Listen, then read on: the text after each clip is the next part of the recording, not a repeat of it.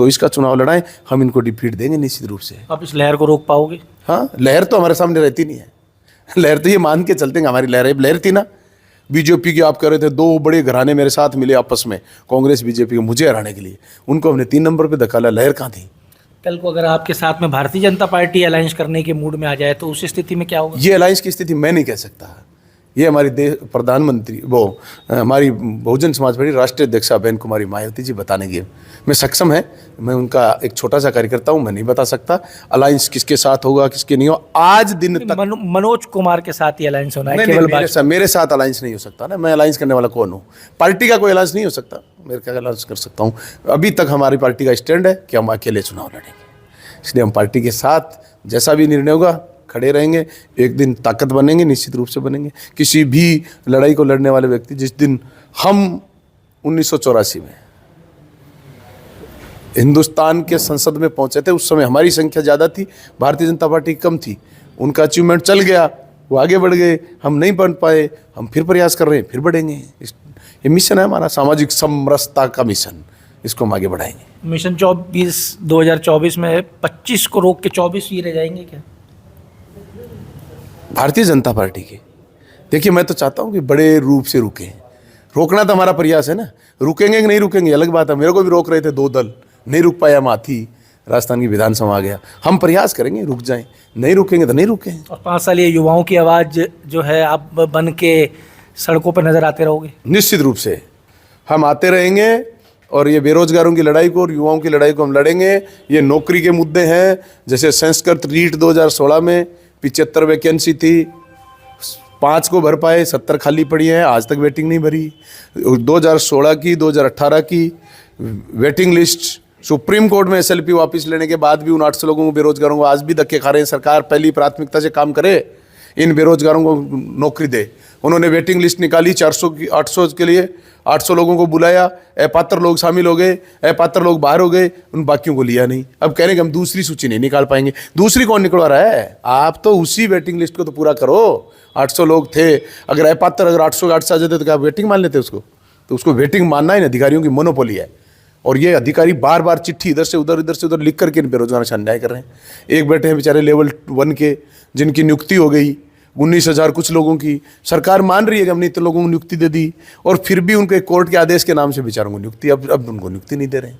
तो ये सरकार के नुमाइंदे गौर करें।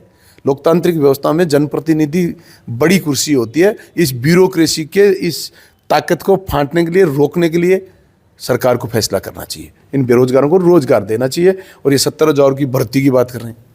सरकार के पास एक शब्द है, क्रमबद्ध तरीके से करेंगे। अब वो क्रमबद्ध क्या होता है? 5,000 अब लेंगे, 5,000 अगली बार लेंगे, 5,000 अगले। अगर सरकार में ताकत है तो मैं चैलेंज करता हूँ, इन 70,000 जो भर्ती की अगर बात करते हैं, अगला बजट आने से पहले इनको नौकरी दें। तब तो हम मानते हैं कि आपकी बजट घोषणा पूरी हुई है। नहीं, घोषणा आज कर रहे हो और पालना 5 साल बाद करोगे, तो फिर आज क्यों कर रहे हो? तो घोषणा बहुत करती हैं सरकारें, बड़ी बड़ी। 3 घोषणाएं करी मैं अभी सरकार की बताना चाहता हूँ। एक, बुढ़े लोगों को हम वो देंगे पेंशन 1,500 रुपये 1000 की जगह। कितना बढ़ाया? 1150। क्यों? कहाँ गए 350? वो तो बढ़नी थी, वो बढ़ने थे। एक्ट बना दिया, पिछली बार कानून बनाया सरकार ने, वो 150 बढ़ने थे। कितना झूठ बोला है, कितना फ्रेब किया राजस्थान की जनता के साथ, उन बूढ़े लोगों के खिलाफ। इनकी बद्दुआएं लग जाएंगी, सरकार को इनको ध्यान करना चाहिए। दूसरा, किसानों को MSP की बात करी कि गेहूं की MSP के बीच में 2700 के बीच में जो डिफरेंस है वो सरकार वहन करेगी। घोषणा कितनी करी है पहली बार? 125 रुपये की। क्यों? तो फिर झूठ क्यों बोल रहे हो? हाँ, यही कहो ना कि हम 125 ही देंगे, तो जनता भ्रमित नहीं रहे। इसलिए भ्रम पैदा करने की स्थिति है सरकार के पास। फ्री बिजली की बात करिए, कौन सी की? सौर ऊर्जा लगाएंगे और 300 यूनिट फ्री देंगे।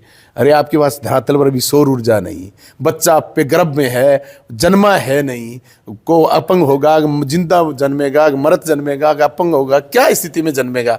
अभी तक उसकी स्थिति है नहीं। 300 बिजली फ्री यूनिट फ्री पहले लिख दी, काय की दोगे? बताओ तो चली देके।